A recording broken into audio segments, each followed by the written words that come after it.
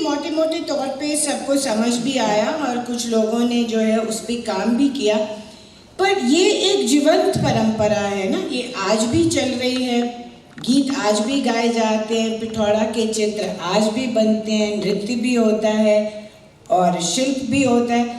पर वो जो सारा समाज जिसको आज कपिल जी यहाँ पे भारत की आत्मा के रूप में प्रस्तुत कर रहे थे, उस समाज को हमने क्या नाम दिया? बोलिए।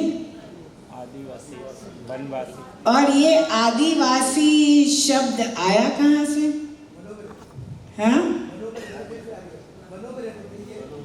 वनों में रहते थे, तो वनवासी जो है वो तो एक भौगोलिक अस्मिता की बात हो गई ना, कि जो लोग अरण्य में रहते थे वो अरण्य में रहने वाले थे, वहाँ का लोक था, और जो गांव में रहते थे वो ग्रामीण के लोग नगर में आ गए तो वो नगर के रहने वाले कहलाए। तो क्या इसके बीच में कोई ऐसी धारणा थी कि जो अरण्य में रहने वाले हैं वो पिछड़ा वर्ग है, वो बैकवर्ड है, उसमें ज्ञान नहीं है, या जो ग्रामीण में है वो शोषित है, और नागरिक जो समाज है वो शिष्ट? तो शिष्ट और लोग, इस तरह की कोई बाइनरी हमारी सोच में रही कभी? पर जब हम पढ़ते, जब हमें एंथ्रोपोलॉजी पढ़नी होती है, जब हमें सोशियोलॉजी पढ़नी होती है, और जब हम हिस्ट्री पढ़ रहे होते हैं, पॉलिटिकल साइंस पढ़ रहे होते हैं, तो हम क्या करते हैं? क्या करते हैं हम लोग? तो जो कैटेगरी सिर्फ एक निवास स्थान से जुड़ी हुई थी, जो एक इकोनॉमिक बैकवर्ड कैटेगरी नहीं थी, जब प्रभु राम जाते हैं वनवास में तो वो कहते हैं कि मैं आदिवासियों के बीच में आ गया, कहीं तो ये जिक्र हुआ नहीं। और कहा जाता है कि जातियां थी, कोल थे, किरात थे, भील थे, और वो उतने ही प्रसन्न हुए प्रभु राम को अपने बीच में पाके जितने कि वहां के ऋषिगण। तो फिर ये मतभेद ये कहाँ से आने शुरू हुए? ये कौन सी शिक्षा पद्धति थी? ये कौन सी एंथ्रोपोलॉजिकल कैटेगरीज थी जिसको हमने अपनाया और आज तक हम उसी के माध्यम से अपना शिक्षा का व्यापार, शोध का व्यापार चलाते हैं? आप भी जब बात कर रहे हैं लोक की, जिसकी बात कपिल जी एक आत्मा से कर रहे हैं, तो आप सोच रहे कि लोक कोई वहां पर है, उधर द अदर, मैं नहीं। तो आप बैठे हुए लोग कौन है फिर यहाँ पे जो पधारे हुए हैं? तो हम वही जो बाइनरी, कल यहाँ बात हो रही थी कि भैया पाश्चात्य की जितनी भी अवधारणाएं हैं वो बाइनरी हैं, वो एक दूसरे के ऑपोजिट को देखती हैं, और पर अदरिंग जो है इसी से शुरू होती है ना, कि अगर ये दिन है तो ये रात है, ये लोक है तो मैं शिष्ट हूं। तो ये हम आज तक करते आ रहे हैं अपनी शिक्षा पद्धति में, और उसमें इन गीतों का और कोई महत्व नहीं है। इसलिए आप क्या करते हैं? आप संकलन करता है, आप जाके सोचते हैं कि मैं दूसरे के गीत सहज रहा हूँ, मैं दूसरे का नृत्य कर रहा हूँ, उसका डॉक्यूमेंट्री बना दिया, उसका ये कर दिया। उसका आज की परिस्थितियों से आप क्या मिलन करते हैं सिवाय इसके कि आपने भी एक म्यूजियम खड़ा कर दिया प्रिंट में, नृत्य म्यूजियम, जो जीवंत है, जो आत्मा है, जो वाचिकता में फैली हुई है पूरे हिंदुस्तान और हिंदुस्तान के बाहर तक। ये गौंड जो है, जिसको आप गौंड कह रहे हैं, और फिर हम कहते हैं ये हमारे पूर्वज हैं, ये भी गलत है। ये कहना कि पूर्वज हैं, हम वो जो कल डार्विन के सिद्धांत के ऊपर बातें हो रही थी, तो वही कि बंदर आए और बंदर के बाद जो भी आए, और फिर मानव जाति आई और मानव का आदिवासी आया और आदिम मनुष्य से फिर ये आया और फिर फलाना आया, और हम कितने काइंड और कंपैशनेट और करुणा और दया से भरे हुए कि उन्हें तो हमने अपना पूर्वज मान लिया। तो ये सोच जो है ये भारत की सोच नहीं है। जहाँ भारत की आत्मा की बात होती है वहाँ निरंतरता है, और मैं वो ही हूँ जो वो है, वो मेरा पूर्वज नहीं है, वो भी वर्तमान में वो ही है जो वर्तमान में मैं हूँ। तो ये संबंध जब हम भूल जाते हैं तो हम वो पिथौड़ा, वो चित्र क्यों बना रहा है, वो कर्मा का गीत क्यों गाया जा रहा है, वो नदी के किनारे अनुष्ठान क्यों हो रहा है, मैं क्यों यात्रा पे निकला हूँ, मुझे कुंभ क्यों जाना है, मेरे लिए गंगा इतनी प्रिय क्यों है, उसको मैं अगर माँ कह रहा हूँ प्राकृतिक को तो क्यों कह रहा हूँ। तो संदर्भ बहुत ज़रूरी है, मायने बहुत ज़रूरी हैं, और जिस प्रकृति को हमने माँ कहा है उनके रिश्तों को, उसकी अंतरंगता को दिखाते हुए ये जो नृत्य और ये जो गीत, ये यात्राएं, ये मनुष्य को क्या सिखा रही हैं, उसकी स्मृतियों में क्या जागृत कर रही हैं।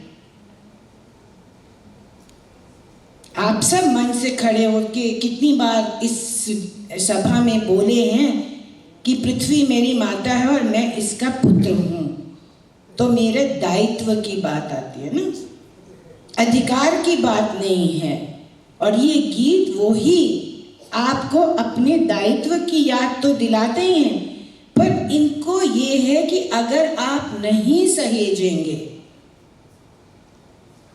तो फिर विनाश ही हो सकता है और कुछ नहीं हो सकता है। और आज हम विनाश की उस कगार पे खड़े हैं। इससे इनकार करना मूर्खता होगी।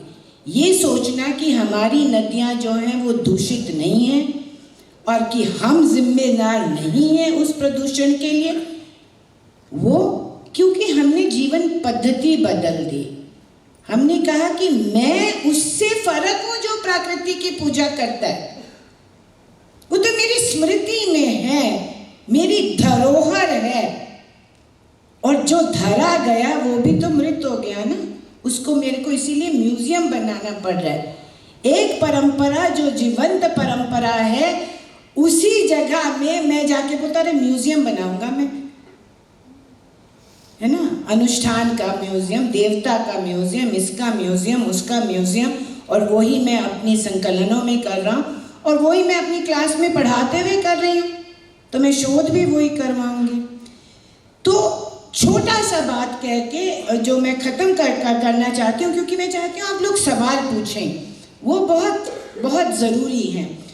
तो एक जो हमारी पूरी शोध की पद्धति है वो भारतीय पद्धति से कटी हुई है, वो उस लोक की पद्धति से कटी हुई है, और लोक को क्योंकि उसने वहाँ मान लिया, उसकी यहाँ की स्थापना आपको नई शोध की संभावनाएं नहीं देती है, आपको नहीं बताती है कि इस गीत को आज की साइंटिफिक और टेक्नोलॉजिकल नॉलेज के साथ जोड़ के मुझे भारत का निर्माण कैसे करना, नहीं बताती है। पर ये परंपरा जीवंत तो इसीलिए है ना कि लोग जो हैं वो उसको आगे तक लेके जाए ताकि विकास होता रहे। परंपरा का सिर्फ एक ही स्वरूप है और वो है निरंतर विकास होना। और हमारा समाज जब परंपरा को छोड़ गया तो हमारी शोध भी जो है वो मृत प्राय है।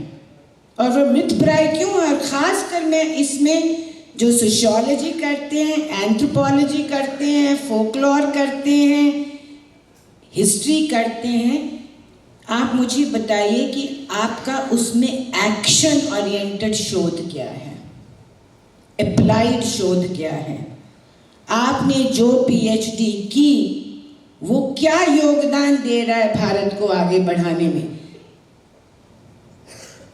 वो तो नहीं दे रहा है, क्योंकि गीत आपके लिए सिर्फ एक गीत है, कला है, आपने उसको कभी उसमें छुपी हुई जो साइंटिफिक सोच है उस सोच को अपनाने की कोशिश नहीं की, क्योंकि आपने लोग को वही माना जो आपको अंग्रेज सिखा गए। और जिस लोग की बात कपिल जी ने की उस लोग को आप जानते ही नहीं हैं, क्योंकि आपने खुद को उस लोग से अलग कर दिया। वो लोग तो हम ही है ना। क्या आपकी माँ गीत नहीं गाती? आप बेशक 10 बार शर्मा लें, आपकी दादी नानी ने गीत नहीं गाए, अनुष्ठान नहीं किए, नदियों पे पूजा अर्चना नहीं की, आपका कान पकड़ के ले जाके गंगा में स्नान नहीं करवाया? फिर क्या आपके यहाँ ढोलकी नहीं बजी शादियों में, मंगल गीत नहीं गाए गए, व्रत की कथाएं नहीं की गई? तो फिर आप कौन से लोग की बात कर रहे हैं? ये विभाजन हमारे यहाँ आया कहाँ से? तो उसी अहंकार की फिर कपिल जी ने बात की कि वो अहम जब तक छूटेगा नहीं, अहम शोध से बाहर जब तक नहीं निकलेगा और लोक कल्याण और लोक मंगल की भावना शोध में नहीं आएगी, तब तक जो है बाकी सब कुछ उधर है और मैं इधर हूँ। और यही फासला आपको जो है पूरा क्या है पाटना है, और पाटते हैं आप जब स्वयं को लोक और स्वयं के जीने को आप सार्थकता प्रदान करते हैं। नहीं तो आप मंगल आरती तो करती है, पर यूनिवर्सिटी में जाके तो आप कहते कि नहीं नहीं ये सब ढकोसलों में मैं विश्वास नहीं करता। कहते हैं कि नहीं कहते हैं? ये सब दादी नानी की कहानियाँ। अरे ये कौन से सुपरस्टिशंस लेके आ गए आप? तो हर चीज अंधविश्वास नहीं है। आज की जो सबसे बड़ी ज़रूरत है कि मानव जाति और इस धरती माता की को रहने लायक छोड़ देने की बात है अपने लिए, क्योंकि माता को हमारी आवश्यकता नहीं है। बाहर में जाइए, कोविड में आप मर रहे थे, माता फल फूल रही थी, है ना? तो ये अहंकार भी छोड़ दीजिए कि आप नहीं होंगे तो क्या होगा। आप जाइए जहाँ जाना है आपको, आपकी वो है माता तो फिर जन्म दे देगी, वो तो नया जीवन शुरू कर लेगी, नए जीव ले आएगी, नए गीत ले आएगी। तो हम जो है बोझ बनते जा रहे हैं, क्योंकि हम अहम से भरे हुए हैं, हमारी शोध अहम से भरे हुए हैं, और हम जो हमारे जैसा नहीं है उसको हम हमेशा अपने से अलग देखते हुए अपने से दोयम दर्जे का मानते हैं। हम विकास के मार्ग पे खड़े हैं और उसका विकास करना है, पता नहीं किसका, उस पिथौरा के गायक का विकास करना है आपको। वो तो आपसे बहुत ज़्यादा विकसित है, उसने ही तो आपके जंगल ज़मीन जल सब बचा के रखा हुआ है आपके लिए। आपने तो इंडस्ट्रीज खड़ी करी है ना, तो आप ज़्यादा विकसित हैं। तो ये चीज़ें जो हैं आपको तब मिलेंगी जब आप वाकई ही समझेंगे कि लोक की शक्ति क्या है और उस शक्ति का आज क्या ज़रूरत है। आज सबसे ज़्यादा उसी लोक शक्ति की ज़रूरत है, और वो हम खो चुके क्योंकि हम कहते हैं कि हम वो नहीं हैं।